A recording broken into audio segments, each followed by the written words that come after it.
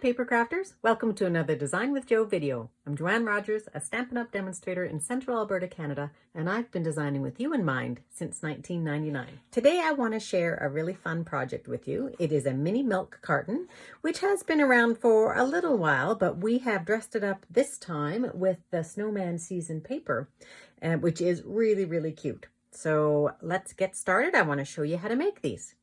So you're going to need your paper trimmer with the scoring blade, and we're going to also need a 5.5 by 8.5 piece of cardstock, and this is real red.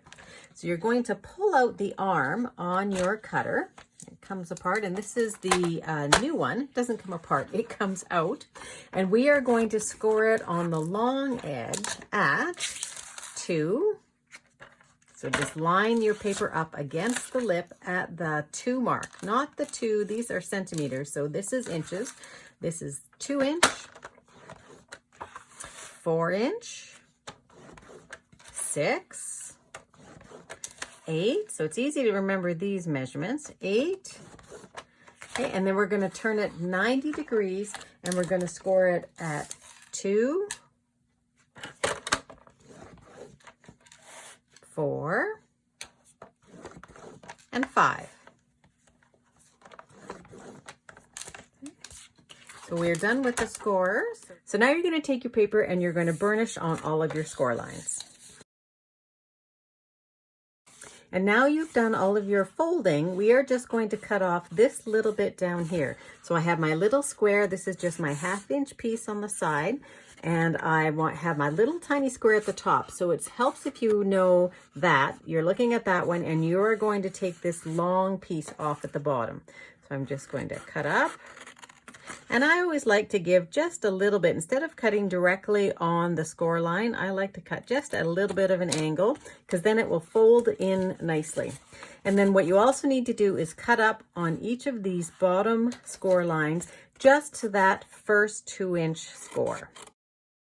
Okay, and now we are ready to decorate it, and we're going to put some tear and tape, and we're going to use liquid glue for this as well. So I'm going to turn it over, and I'm going to put on some of the Designer Series paper, the Let It Snow, and I just want to show you this paper first. So this is really sweet paper, and the one that I showed you had this paper on it before, and now we are going to use the one that has a whole bunch of little mini snowmen on it. We're also going to be using this paper and this paper for this project as well. But there's great front pieces that have glitter and shine on them, and then there's plain sort of decorative pieces as well. So this is really fun paper, and it's not just for Christmas. I think it works equally well for just winter. Too. Okay, so we're going to glue down our pieces, and you're going to just I put my glue right on, and the pieces of the Designer Series paper are 1 7/8 by 1 7/8. So they are a square that's going to fit perfectly in that 2-inch. So you want to make sure that you don't put your glue right out to the edge, because we are going to be putting it right over top, and we've got a little tiny bit of a border. Mine are upside down. So I'm going to take those all off, and while it is still a little bit wet, and I am going to put them the right side up. So my liquid glue is a little bit forgiving as long as it has not dried. So this is a great thing to learn. So let's take it here. There we are. I'm going to put a little bit more glue. So it was still a little bit wet, so I could still get those off without having to resort to my trick of using the tooth floss. Okay, here, let's try this again. Okay, let's get these going the right way. Okay, so that works better. And what I've also managed to do is get these guys to almost be lined up, which is perfect. Okay, so now that I've done that, because this is going to be the top, I'm going to put glue on this part right here, and I'm going to use tear and tape. So tear and tape is quite easy to use here. Let me just get the end, find the end, and I'm going to take a piece and just put it right down on top here.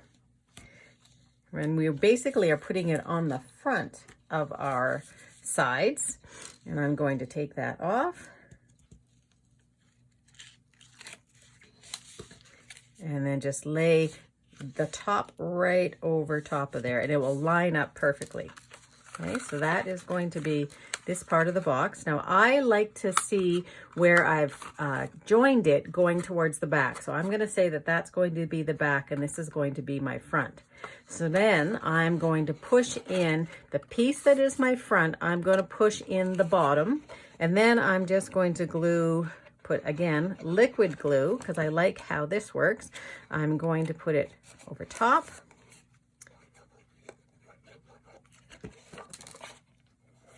And there, and then the last piece is just going to finish up here.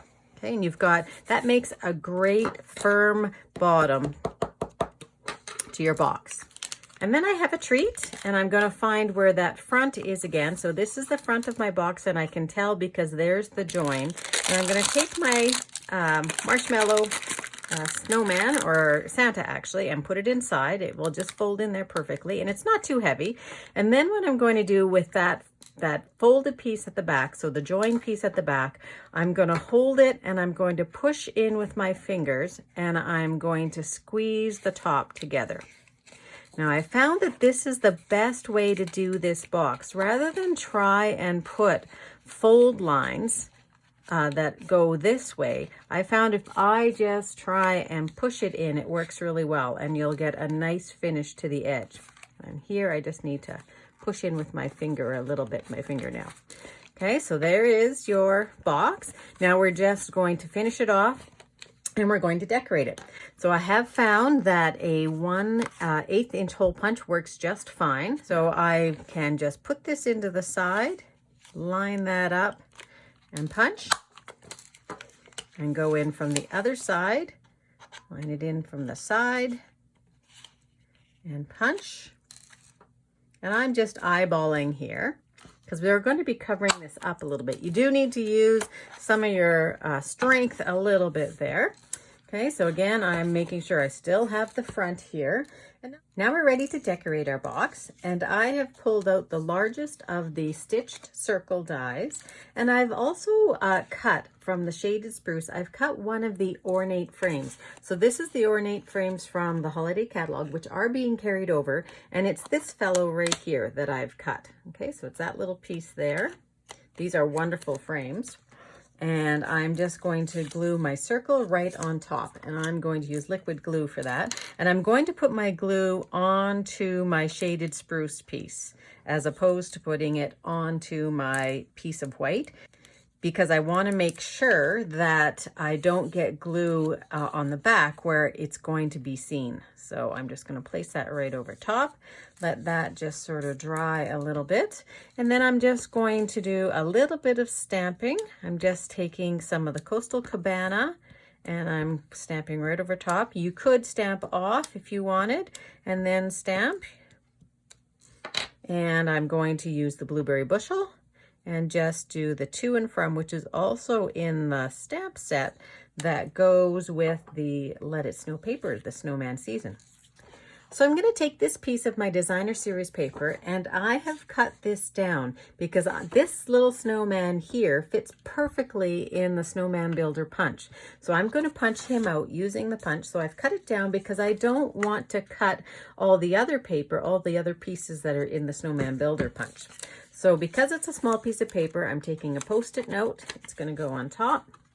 I'm going to slide it into the punch as far as it will go. Make sure that it gets in there that way.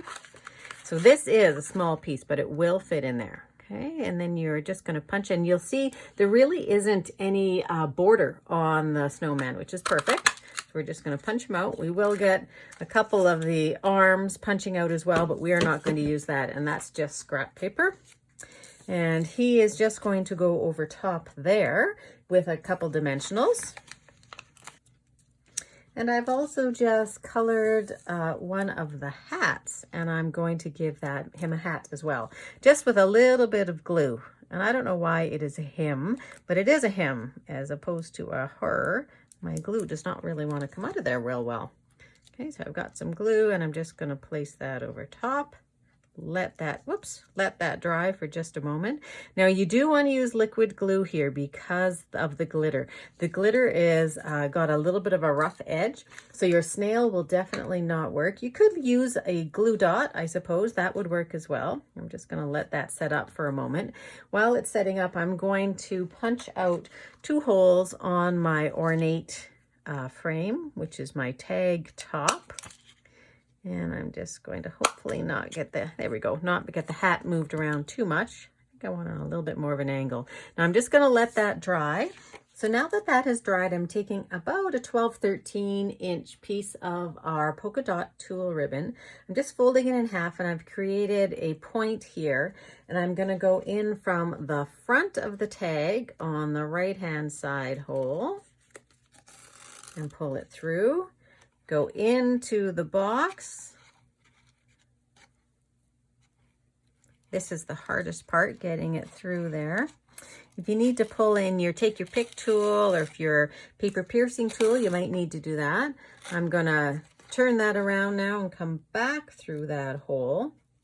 And I'm putting it in through the front so that I'm only really fraying one of the edges of the ribbon, so that I'm not fraying the opposite end. Then I only really need to trim off the one end. So it takes just a little bit more thought to think to put that through. And I'm going to make the ends sort of even. Then I'm just going to tie that in a bow.